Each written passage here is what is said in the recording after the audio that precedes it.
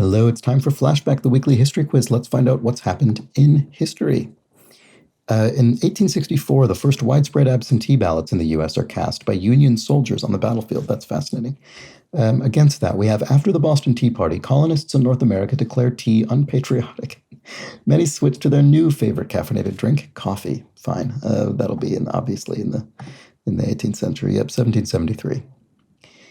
Okay, when the village people first see people do the arm motions for the song YMCA, they think it's silly. After it catches on, they think it's brilliant. Well, fair enough. When is that? Is that the late 70s? Yes, 1978 to 79. That's interesting. I never knew that the arm motions were arose organically. That's fascinating. I keep using that word. Maybe I'll use a different word going forward. A luxury ship called the Millionaire's Special, or simply the Titanic, is warned repeatedly of icebergs. It doesn't reduce speed. Yikes. Okay. What is that, 1914? Something around there. 1912, sorry about that. All right. China starts using the compass for navigation. Previously, magnetic pointers were used for fortune telling. It's interesting. There were sort of multiple discoveries in China that were made through kind of attempts at divination and alchemy and things like that. But I guess that's probably true in lots of places. Anyway, that'll obviously be much earlier. So there we go, 1050. The geologist Marie Tharp first maps the Atlantic Ocean's floor and finds a huge rift, a sign that land moves. It's clear evidence of continental drift. That's pretty interesting. I'm going to put that between 1912 and 1978 to 9, maybe in the 40s, I don't know, 50s. 1957, okay. Amazing how recently, well, it was shockingly recent to me to have clear evidence of continental drift. Anyway, the film The Wizard of Oz debuts based on a book. The author said the name came from staring at his filing cabinets, labeled A to G, H to N, and O to Z for Oz. That's great. That's what, L. Frank Baum is the author? Anyway, what is that, 1934, maybe? 1939. Again, I'm off by a few years, but there we go. Copernicus argues that planets orbit the sun, not the Earth. One critic calls him a fool who will reverse the entire science of astronomy, which he does. All right.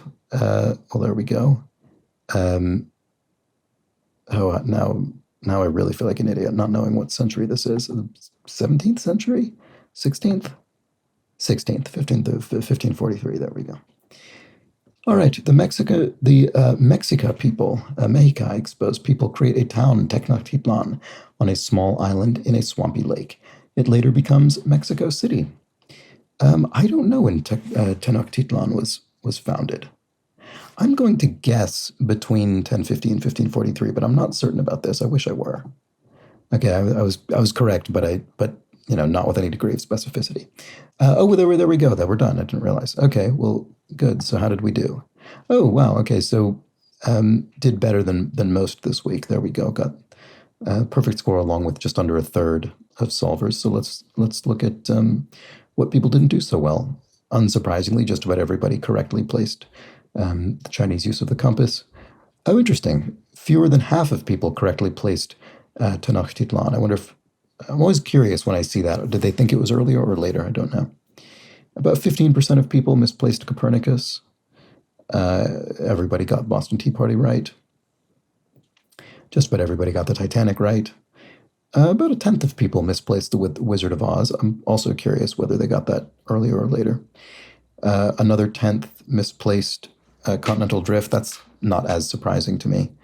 And just about everybody correctly placed YMCA. So there we go. All right, another interesting week in history, as always. I'll be back next week with more of this. Bye for now.